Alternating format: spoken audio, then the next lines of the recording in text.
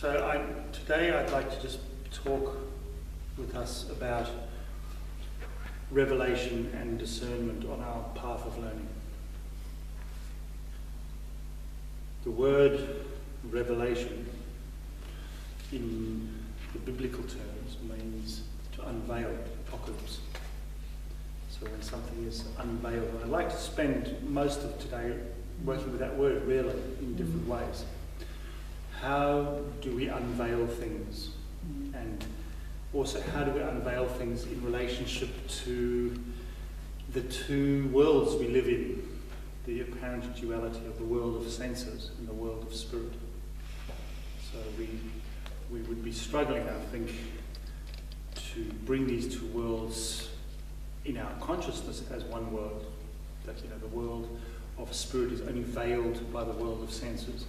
And how do we unveil it? I think that might be, for some people, philosophically a little bit difficult to approach. That people often feel that the world of the senses, this material world, is one world, and there's a parallel universe called spirit, and that they're very difficult to bring into relationship with each other. As we know, we try to find this sense of unveiling.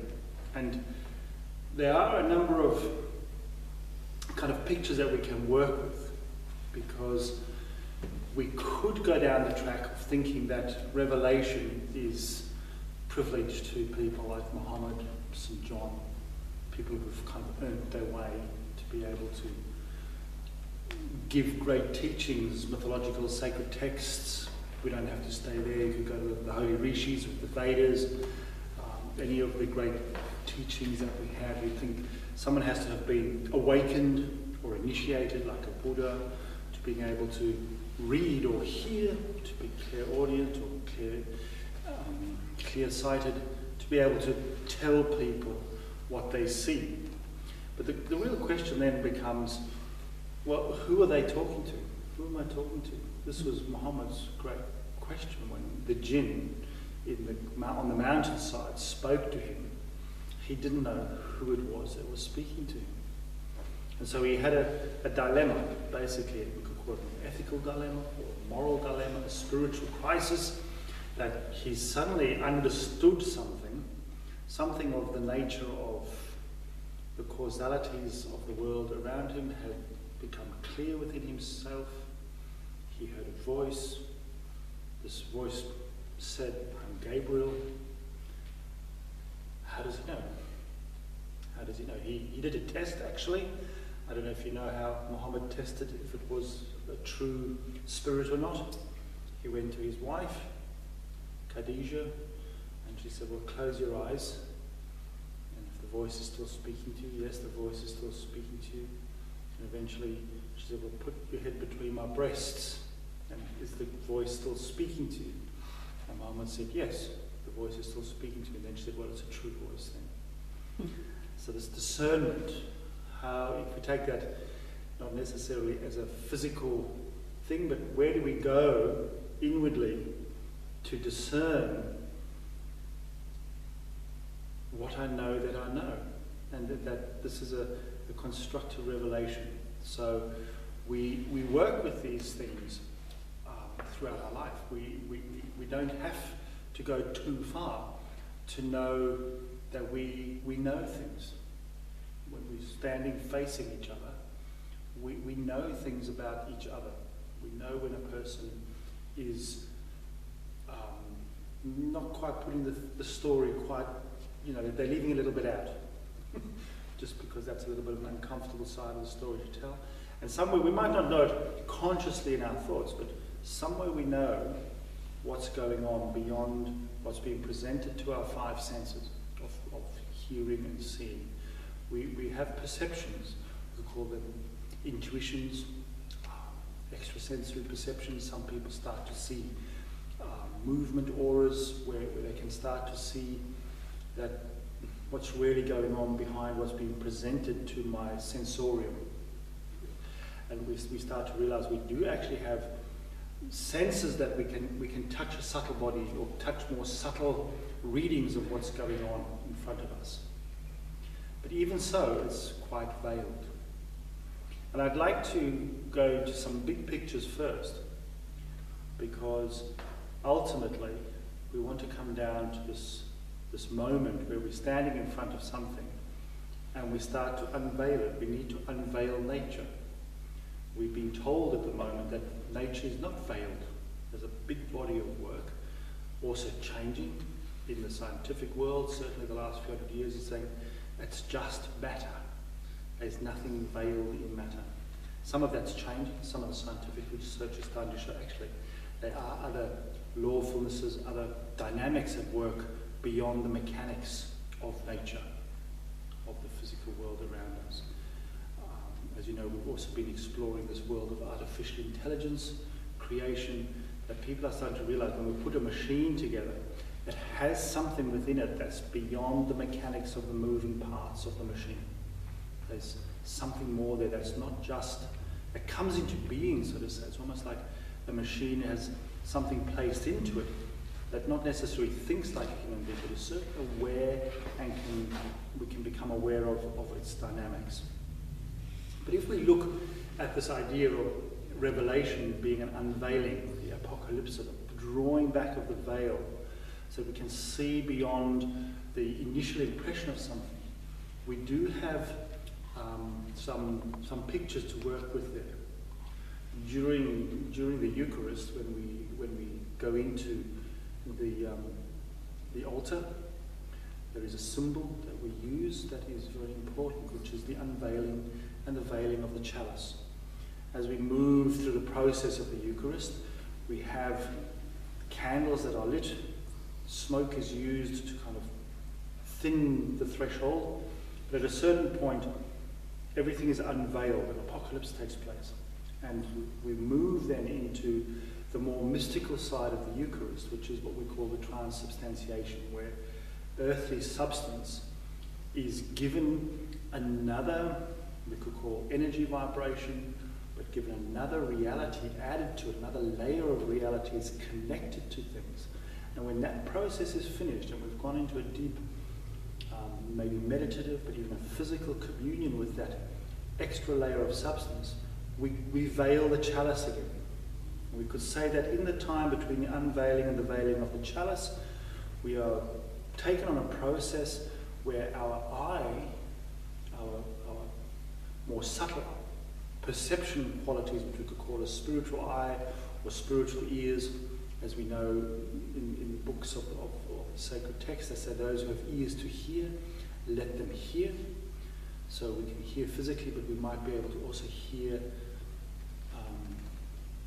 what's beyond the actual words and what's beyond the movement of someone. We can start to have ears and perception qualities that take us into a realm of causalities that are beyond mechanics. And one of the places to go with this as part of the riddle of human understanding, of human learning, is that a lot of what used to be wisdom, what used to be knowledge, has become veiled. It's one of my sort of favourite sayings is, we've forgotten what we've forgotten. We haven't only forgotten wisdom, but we've forgotten that we've forgotten what people used to know. So there are many other wisdom traditions, older wisdom traditions, that have a huge capacity of being able to hear, and like the Australian Aboriginal dreaming is actually a capacity to perceive consciously what's happening beyond the physical senses. It's already a thing, and in our Western psychic body, we tend to have been closed down on that. Our wisdom, our capacity to perceive and understand wisdom is actually veiled. And why is that so? Why is that so? And how do we work with that? Because part of our journey is to unveil knowledge. That's what spiritual science is about. It's a methodology. Spiritual science is a methodology whereby we can come to understand the wisdom of what it is kind of to be learned through being a human being in a way confined consciousness. And the big picture that I'd like to go to with that is this picture that when we die and move into the spiritual world, of course this is presuming that we are open to the fact that our consciousness continues and survives beyond the threshold of death. But as we go across the threshold of death, there's a process, a very complex process, but I'm going to try and explain it from a simple point of view of the veiling and the unveiling. Is that as we carry the memories of our life across the threshold, with time, this world starts to become veiled. The physical senses die away slowly, and we unveil towards the spiritual world. We can almost feel how there's a kind of a devotion that awakens within us as we go across the threshold, where we feel drawn towards what lives as an ideal or as an idea. In fact, it's called the temple of the human being on the far shore of existence. We feel drawn towards the archetype of what it means to be a human being. All our frailties, all the things that we've lived in this life, the bad things we've done, the illnesses, all the things that have limited us, and in a way we could call our failings, certainly the rucksack of raw material to burn, in a way start to fade. They start to become veiled to us, and we kind of emerge, you could almost imagine like a flower, into the spiritual world, where the eye or the gaze of the flower is towards this ideal of what it means to be human on the far shore of existence. We would have tried to call it the temple of the human being on the far shore of existence that we are drawn towards. And that starts to unveil itself. We are guided by teachers in the spiritual world to actually become aware of that temple. We start to see it and perceive it, and we're drawn towards it more and more clearly, just as the physical world in a way becomes veiled. We could say our attention isn't drawn to the physical world anymore at a certain point. We move across this moment. And then there comes a moment where that's turned around. We could say we've been moving out of the physical world into the cosmic world, and that's turned around at what's called the midnight hour of existence, where we are given an opportunity in the spiritual worlds just to remain there. It's kind of described in a way that we are given the opportunity to remain perfectly imperfect.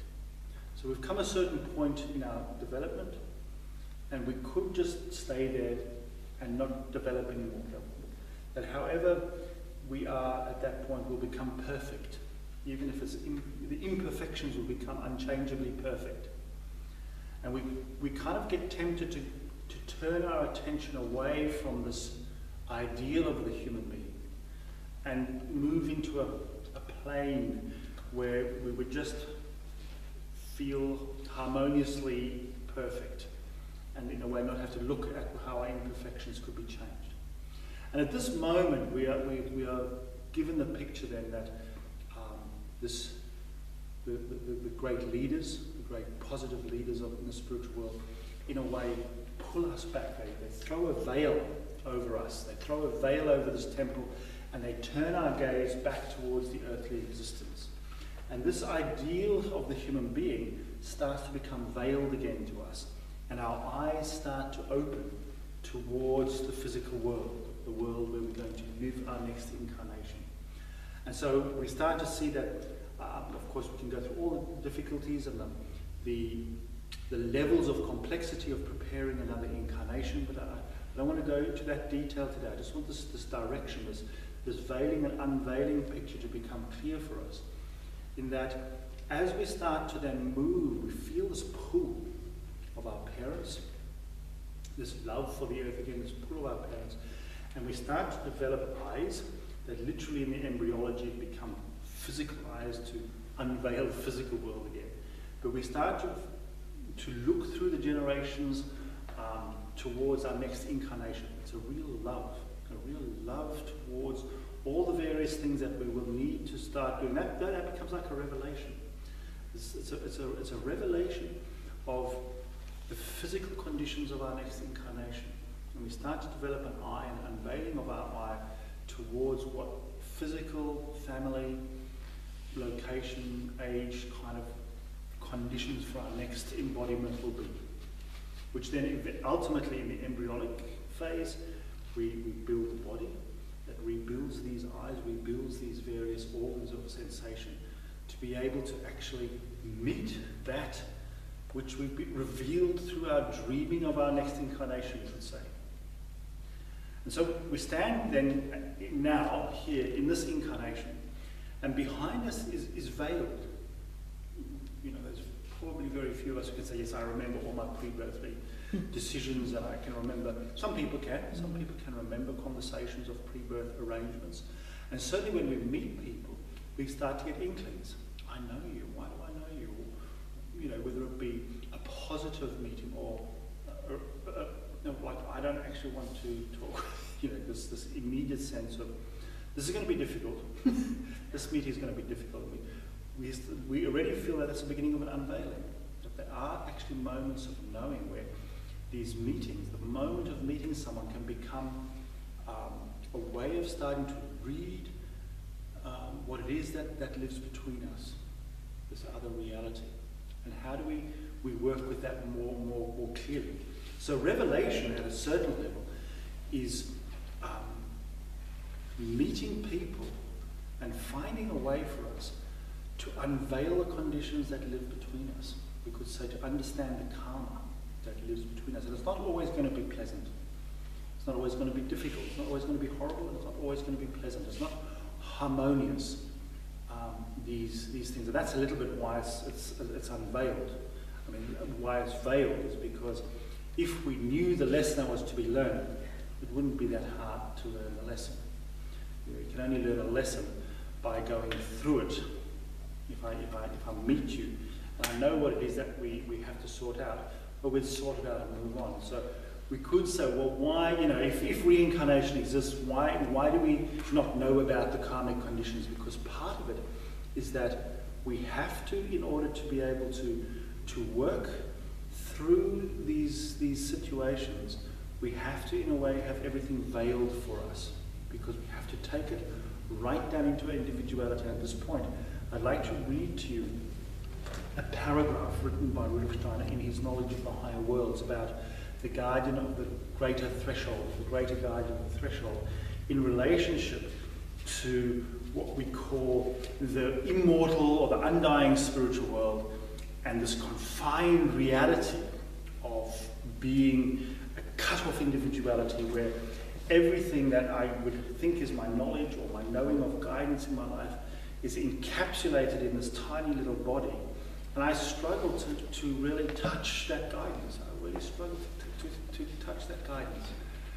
Why is that so? It would be so much easier if God was present. This is the great criticism of God at the moment, is, you know, if there was a God who saw this world, surely he, she would intervene.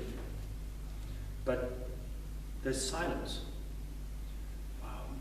And someone, I think it's Stephen Hawking, who was asked one of these questions of, what do you believe is true even though you can't prove it? And he said, I believe the gods created the world, Stephen Hawking. But then they left. They withdrew. Which fits in really quite strongly with what Rudolf Steiner actually says, is that there's a withdrawal of the guidance in our life, but there's a certain point where the guidance of our life withdraws and in a way becomes veiled to us, because there's this thing of individuality and freedom. We need the freedom to be uninfluenceable in our moral decisions for a certain reason. And what is that reason? And it's quite a powerful moment. I'll just read it to you. It's about a page long, right at the end of this wonderful book, last chapter. So, from this standpoint, it will be readily understood why the threshold to the supersensible world is watched by a guardian. In no case may real insight into those regions be permitted to anyone before they have acquired the necessary faculties. Therefore, at each death, if a person who is still incapable of working in another world enters that world, its experiences are shrouded from them. They may behold them only when they become completely ripe for them. When the pupil enters the supersensible world, life acquires an entirely new meaning. We discern in the physical world the seed ground of a higher world, and without the lower world. Two vistas open out before us, one into the past, the other into the future. We look into a past when this physical world did not yet exist, for we have long since outgrown the preconception that the supersensible world evolved out of the sense world. I'll read that again. We've outgrown the preconception that the supersensible world grows out of this sense world. We know that the supersensible world existed first, and that everything physical evolved out of it. We see that we ourselves belong to a supersensible world before coming for the first time into the sense world. But this pristine supersensible world needed to pass through the sense world. That's the critical thing here. The pristine supersensible world needs to pass through the sense world. Otherwise, its future evolution would not have been possible. So the evolution of the spiritual world is dependent on coming not past, but through the sense world. It's a very interesting picture. I kind of get the picture of a pregnant woman. You know, the spirit incarnates and comes into a body and goes through and dies and eventually goes back to spiritual world. How does spirit go through matter? Not behind it or veiled by it, but actually through matter. The supersensible beings can resume their progress only when certain other beings have developed appropriate faculties in this sensible, phenomenal world. These other human beings are human beings.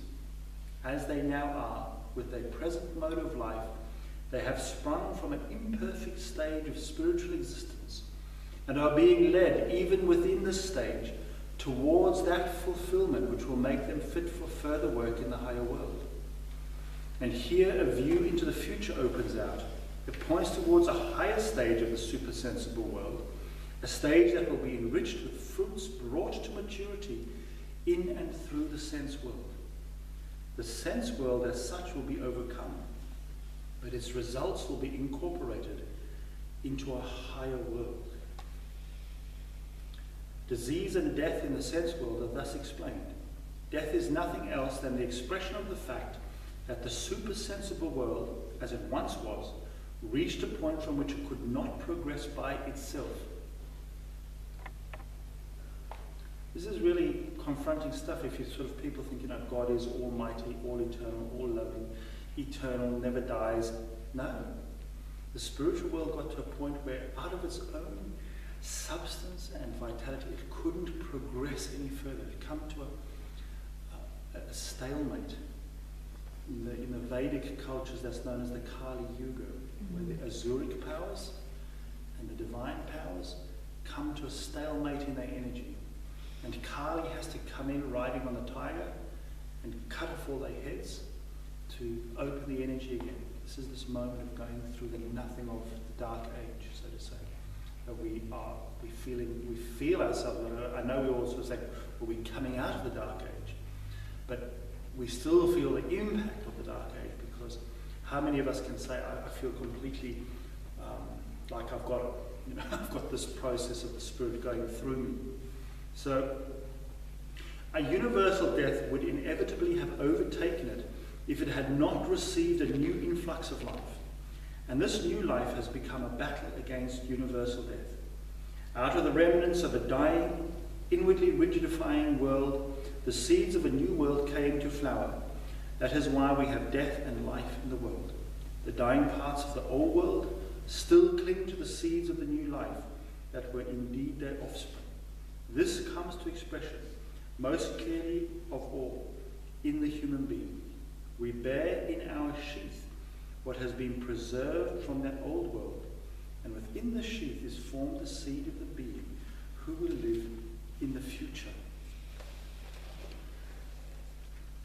That's a pretty big picture that we work with, is that by being cut off into the seed form, this veiled being, we can take the old into us. And as we die, and this sheath falls away and our eye opens towards the spiritual world, each time we go through an incarnation, we take more and more understanding with us as a seed, literally, for the future of the spiritual world. We are the seed germ of the future spiritual world, practically. And this idea of understanding and unveiling and knowing is part of the key of how we do it. So I'm not just talking about intellectual knowing, there's also heart knowing, there's gut knowing. We know that there's many forms of cognitive forms beyond brain-based thinking. We have obviously heart thinking, and we've got the brain. Is it encritic? The gut is the endocrine, or is that all the intestines? Is that called the encritic system? Anyway, there's this brain that they used to think of there was a ganglion that was confined only to the stomach. They've worked out that there's a nervous system that goes through the whole of the intestinal passage. And that this nervous system is not just telling the intestine what to do, but it's actually delivering information to the brain. It's a perception organ as well. It's not the solar plexus, but it's further down. But there's also a perception system through, we know that there's perception systems through the knees, all the various places we can actually start to take information in to know something. So we're not just talking about intellectual concepts, we're also talking about feelings, imaginations that kind of unveil themselves. By doing that, when we then move across into the spiritual world of death, what we've come to unveil in our knowledge, in a way, is placed at the altar on the far shore of existence. And our humanity grows. The archetype of what inspires us to be human beings grows. I was in the act of consecration this morning. There's this wonderful thing, may the Holy Spirit fill all the ways of our soul with spirit. At the moment, that's hard to touch. I mean, I know the media perverts what's going on in the world, but it's hard to touch that all the ways of the human soul are being filled with this spiritual dynamic, this spiritual energy, or this higher humaneness, this higher humanity that's trying to shine through us from a veiled temple in our past. And at the same time, we're trying to carry things back to it as we move into that. And it gives a completely different picture then to the role of the human being in evolution.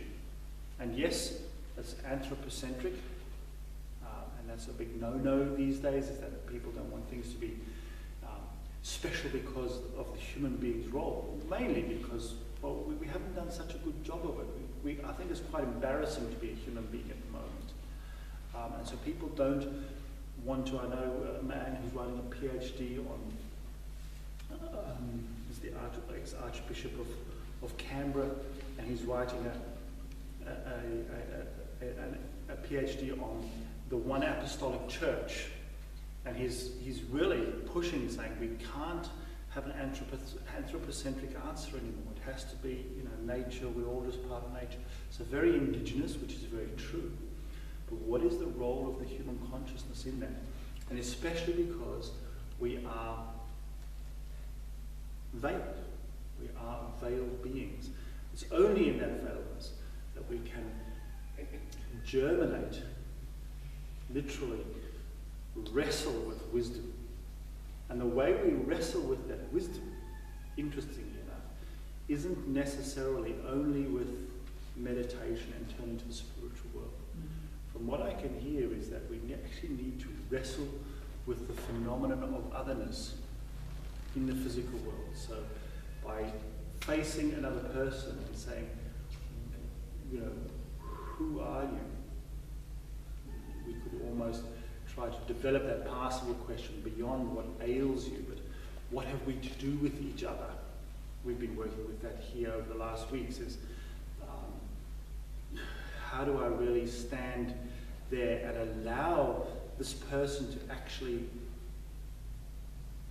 call to me to have an interaction with them that changes things for both of us. So rather than, what's wrong with you, how can I help you? which is very important work to do in the world. We need that. We need conservation work. We need social work. We need lots of engagement with money and time to care for the environment, to care for people. But at the same time, we need to also develop this capacity for the otherness to call the right thing out of me. So rather than me saying what ails you, that otherness has to speak to me and say, help me in this way. This is what I need from you. There's a conversation in those two directions because we know how to fix each other up pretty quickly. But is that really what the other person needs? We can say, well, that person needs to go and see a psychiatrist and they need medication. They should just get out of my life. All sorted. But really, we need to actually pull it in and say, how do I hear your question to make what beyond this? Not that the one disappears or is better than the other, but there's a new level of the passible question emerging, I think, in the world. So when we look at the Great Barrier Reef, what's its question to us? When we look at Chernobyl, when we look at all these places, when we look at, so those are all sort of remotely palatable situations. Aleppo, the American elections on Tuesday. What is it asking of me? How do I be there? So, and that's an unveiling. That is an unveiling, not only of the other, but it's an unveiling of me. So, the phenomenal world unveils me, unveils something within myself, so that I can actually grasp at that wisdom that needs to be there. And one of the things that I found quite interesting that Ruth Steiner spoke about is that he says that at the moment, one of the things that the spiritual world needs, in the sense of this future seeding for future life, is it needs to know how to exist with incompleteness, because things are incomplete. In the spiritual world, we perceive as being this almighty, all harmonious. God says, let there be light, and everyone just shines their light. It's all beautiful. However, that's not how the world's going to be anymore. And so, when we die, the spiritual world, the Christ being and the spiritual world, the angels, actually thirst for us to carry across the threshold knowledge of failed relationship. I always find that very consoling. That actually, the pain, this thing of suffering, the failure of relationship is as important as the knowledge of how to actually love one another. It's they go hand in hand with each other. So we shouldn't go down this philosophy of everything's more and more perfect. That the better we are at something, the more perfect we are. This is that kind of that progress kind of philosophy of things are getting better and better and going up the scale. We're obviously more enlightened, but that's not how it really is. We have to also include the impossibility of resolution with things. In a way, we could say that one of the great unveilings is to be able to actually say, I will stand here. I think it was Bernard Leverhulme who said that the most wonderful gesture that you can give to another person is to actually just say, I'm going to be here in your service. I won't move on. I'm just going to suffer what you need from me. And that is so countercultural at the moment. And yet we all know that's actually true. That's what real life's about. That's actually what real life is about, is actually moving through immovable sufferings. And that unveils what it means to be human. We don't know what it means to be human. The human being in us needs to be unveiled. And to unveil that, it has to go in us and through us. So these great ideals that sit in this temple that is veiled in a way in our past has to come into us as an idea, and then it has to be wrought through the wrestling of an immovable love.